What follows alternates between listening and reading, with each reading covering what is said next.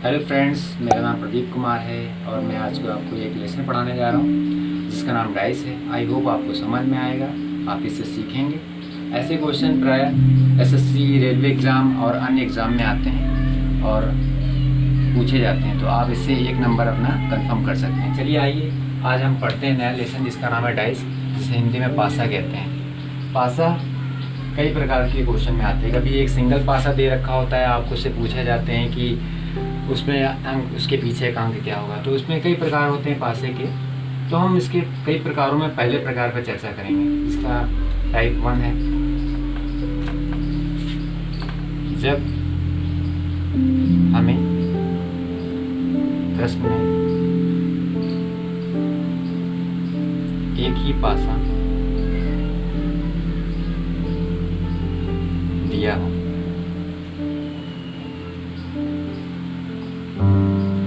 दोस्तों कभी हमें क्वेश्चन में एक सिंगल पासा दे देता है, सिंपल सा,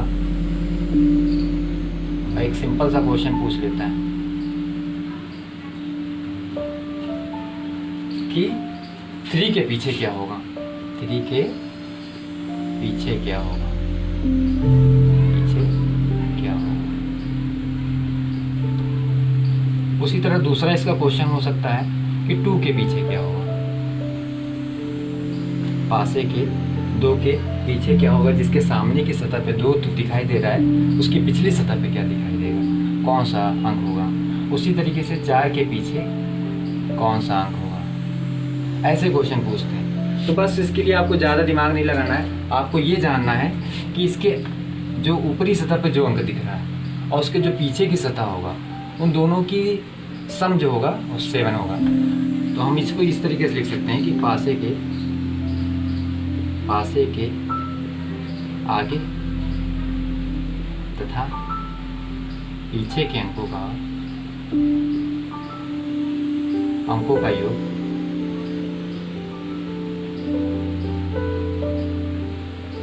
7 होता है, 7 होता है। इसका मतलब ये है, अगर सामने 2 दिखाई दे रहा है तो 2 के पीछे 5 होगा। अगर सामने 3 दिखाई दे रहा है तो 3 के पीछे 4 होगा।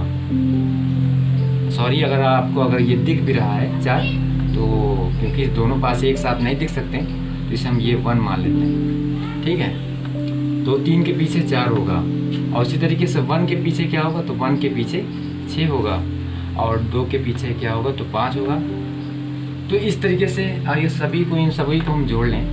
2 + 5 = 7, 4 + 3 = 7, 6 + 1 = 7। तो एक मैंने कंडीशन लिखाई है आपको, ये आपको नोट कर लेना है आपको, कि पासे के आगे तथा पीछे के अंकों का योग 7 होता है। अगर उसकी ऊपरी सतह पे 1 है तो उसकी पिछली सतह पे 6 होगा। अगर उसकी ऊपरी सतह पे 3 है तो उसकी पिछली सतह पे 4 होगा। अगर उसकी ऊपरी सतह पे 2 है तो उसकी निचली सतह पे 5 होगा। तो ये भाई पहला टाइप था, तो आप लोग को शायद समझ में आया हो।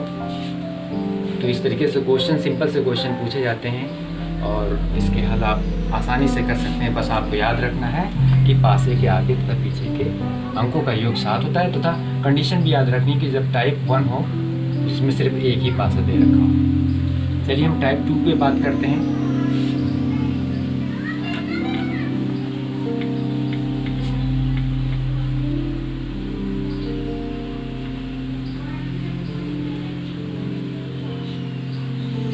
टाइप 2 की बात करते हैं।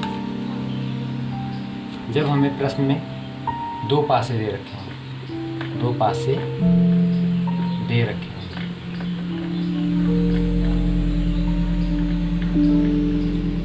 अब जैसे 2 पासे इस तरीके से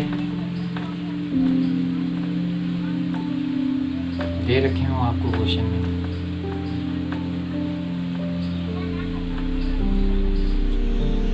यहाँ पे 5 हो, यहाँ पे भी 5, यहाँ 6 है, यहाँ 3 है, यहाँ 2 है, यहाँ 1 है।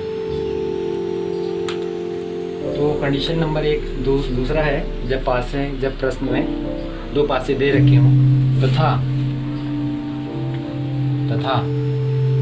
उनकी सतह पर एक अंक समान हो।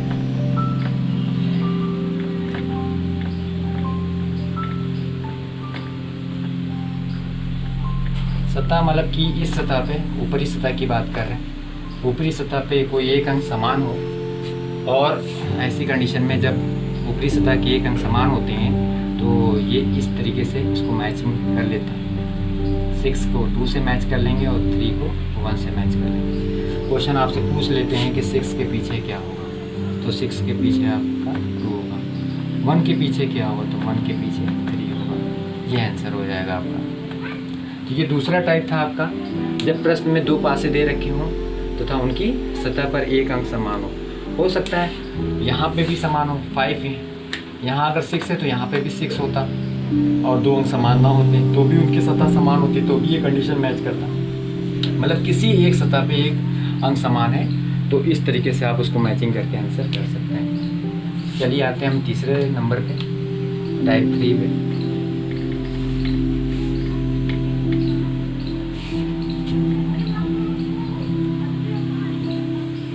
जब प्रश्न में हमें 2 पासे दे रखे हों तथा दोनों में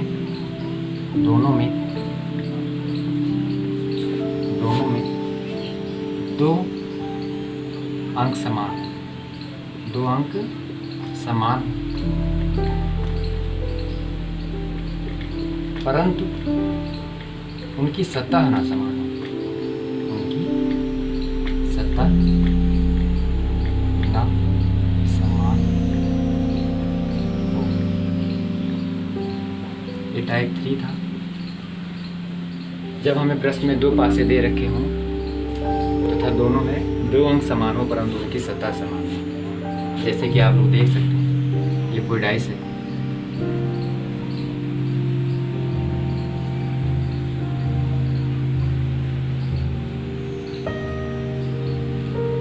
इसका 6 2 1 1 5 3, इसमें हम दोनों में देख रहे हैं कि दोनों लीडों में, दोनों पासों में 1 कॉमन है, यहाँ पे भी 1 है, यहाँ पे भी 1 है, लेकिन उनकी सतह समान है। यहाँ पे सबसे ऊपरी सतह पे है और इस पासे में, पहले वाले पासे और दूसरे वाले पासे की बात कर रहे हैं। पहले वाले पासे में 1 पासे के दाईं तरफ है, जबकि दूसरे वाले पासे में 1 सबसे ऊपरी सतह पे है।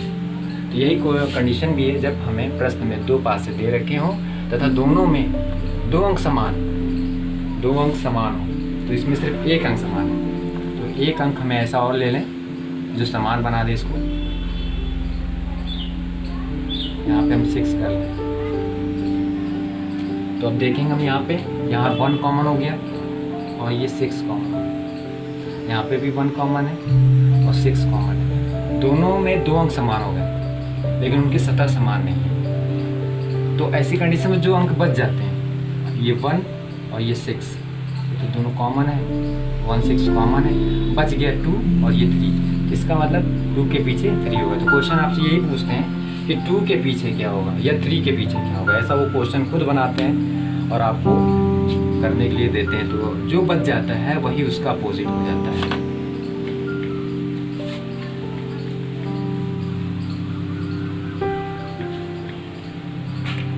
चलिए अब हम टाइप 4 पे आते हैं। जब हमें प्रश्न में 2 पासे दे रखे हों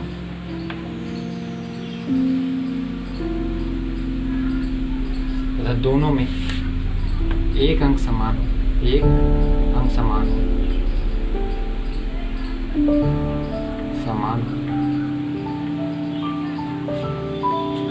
पर उनकी सतह समान ना हो, उनकी सतह समान ना हो।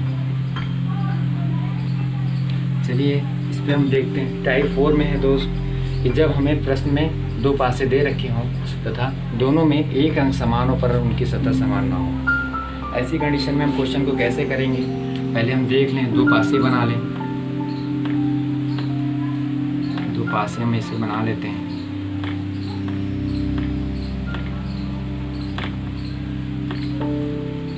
वन 6 5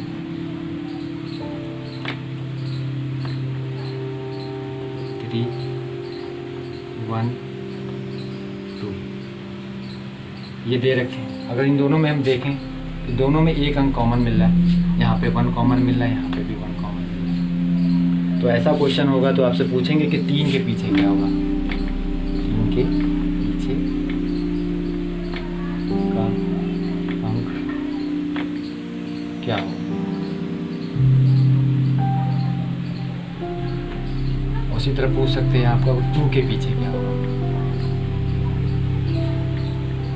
तो आपको ये ध्यान रखना है कि जब ऐसा क्वेश्चन दे रखा हो तो आप उसको जो कॉमन अंक है, जैसे कि 1 इसमें है, इसे सबसे पहले लिखेंगे, उसके बाद से क्लॉकवाइज उसको रोटेट कर देंगे, उसके बाद 3 का नंबर आएगा, फिर उसके बाद इसको भी क्लॉकवाइज रोटेट करेंगे, उसके बाद 2 का नंबर आएगा। उसी तरह इसमें भी देख लेंगे, जो कॉमन है उसको सबसे पहले लिखेंगे और उसके बाद से क्लॉकवाइज रोटेट करने पे 5 आना है और 5 को क्लॉकवाइज रोटेट कर दे तो 4 आ जाएगा। इसका मतलब दोनों क्वेश्चन के हमें आंसर मिल गए। 3 के पीछे क्या होगा तो 5 होगा, 2 के पीछे क्या होगा तो 4 होगा। तो ये दोनों आपके आंसर होगा। ये था टाइप 4, आपको शायद समझ में आया हो।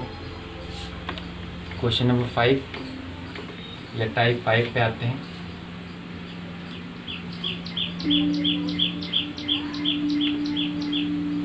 जब प्रश्न में हमें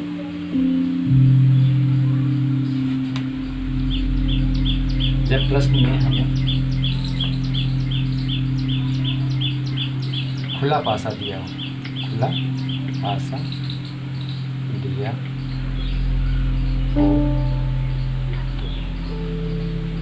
अब देखिए खुला पासा क्या है, कहने का आशय कि कुछ ऐसा पासा हो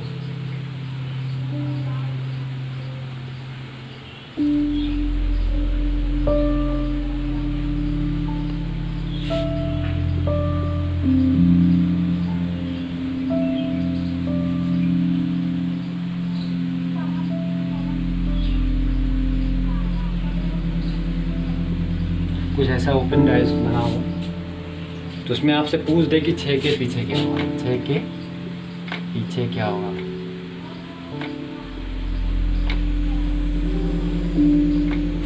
उसी तरह आपसे पूछ सकते हैं कि 2 के पीछे क्या होगा और 4 के पीछे क्या होगा, 1 के पीछे क्या होगा और 3 के पीछे क्या होगा। ये ढेर सारे क्वेश्चन आपसे ये लोग पूछ सकते हैं। तो आप इसको देखिए, बड़ा ही सिंपल मेथड है। सबसे पहले आप 2 से स्टार्ट करिए, एक कॉलम छोड़ के दूसरे से मैच कर दीजिए, फिर 3 को स्टार्ट करिए, एक कॉलम छोड़ के दूसरे से मैच कर दीजिए, फिर बच के आ गया आपका 6 और 1, ये दोनों के अपोजिट में होंगे। तो अब आपको सारे क्वेश्चन के आंसर इसमें मिल चुके हैं। ध्यान से देखिए, अब 6 के पीछे क्या होगा, तो 6 के पीछे हमारा 1 होगा। देखिए इसका मैंने इससे मैच किया। फिर उसी तरह कह रहे हैं कि 2 के पीछे क्या होगा, तो 2 के पीछे हमारा 4 होगा, 4 के पीछे 2 होगा और 6 के पीछे 1 होगा। तो सारे क्वेश्चन के आंसर आपको मिल चुके हैं। तो आप लिख दीजिए 6 के पीछे 1 और 2 के पीछे 4, 4 के पीछे 2, 1 के पीछे 6 और 3 के पीछे आपका 5 होगा। यही आपके आंसर होंगे। आई थिंक आपको समझ में आएगा दोस्तों। आज के लिए इतना ही, धन्यवाद। अगर आपको वीडियो पसंद आया हो तो उसे लाइक करें, सब्सक्राइब करें और हमें मोटिवेट करें आगे बढ़ने के लिए। धन्यवाद।